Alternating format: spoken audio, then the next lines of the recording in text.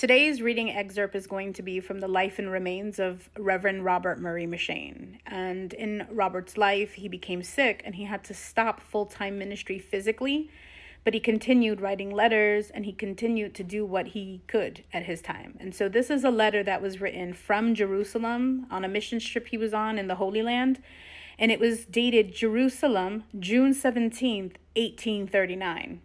He starts the letter by saying, "My dear friend, I'm sure you will be glad to hear from your brother in the ministry in this land trodden by the feet of God manifest in flesh."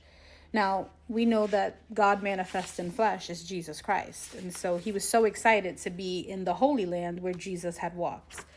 But I want to continue. The letter is very long, but there's this portion that I want to show you because I want to say that nothing is new under the sun. And what we're seeing in 2025 was also happening in the 1800s. So we should pay attention to it and not join in wickedness.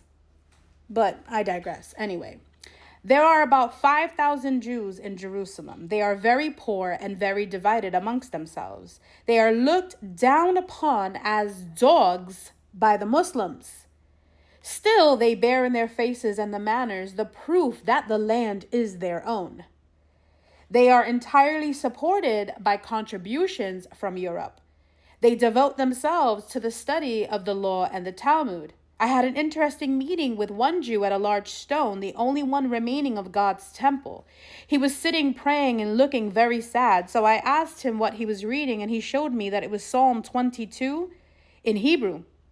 I looked it up and I read it over with him, and he said that he was under the understanding that this applied to King David.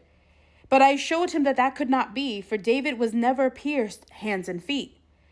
I shortly explained to him the gospel, and I showed him the only way of forgiveness. He goes on to talk about the rest of the things that he does in Jerusalem and how this man was very sad. But it's interesting because the Jews at this time in the 1800s, when there was only 5,000 in the land, and it was still filled with Muslims, those Muslims looked down on them like dogs. And we know what happened to the Jews later in life. And so the Jews that came back to the land, and now there's so many that are coming and living there. We have Ethiopian Jews. I mean, we have Jews from all over that were scattered in diaspora and have been brought back. And it's not finished. Why? Because God says they can never be numbered. I just think it's so interesting that we have a letter from the 1800s that shows what was going on then, and people still in 2025, they think, oh, you're delusional. No, it's not us that's delusional.